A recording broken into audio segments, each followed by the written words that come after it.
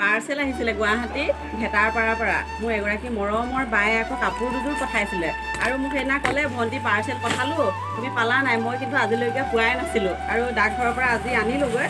আৰু এয়া চাওক, একদম ধুনীয়াকৈ বহুত বেছিকৈ পেকিং কৰি দিছে বায়ে।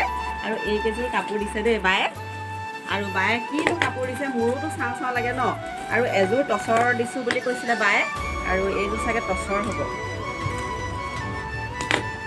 পেকিং মানে পুৰা পেকিং কৰি দিছে।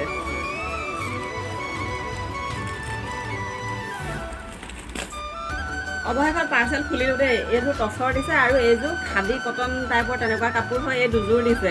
আৰু বা বহুত বেছিকৈ ধন্যবাদ দিছোঁ। আপুনি সকলোৰে মাজতে যে মোক এনেকৈ বিচাৰি পাইছে কাপোৰ বনাবলৈ, ইমান বিশ্বাসত মোলৈ কাপোৰ পঠাইছে। মই আপোনাক বহুত বেছি ধন্যবাদ দিছোঁ দেই বা। আৰু এই বাগৰাকী মোৰ কাৰণে বহুত কৈছোঁ প্ৰিয় দেই। আৰু ইমান ধুনীয়া ধুনীয়াকৈ বায়ে মোক মেছেজ কৰে নহয়, মোৰ তাৰমানে মনটো বিৰাট ভাল লাগে। ধন্যবাদ দিছোঁ পুনৰ বা। আৰু বাক এতিয়া মই ধুনীয়াকৈ কাপোৰকেইযোৰ কৰি দিম।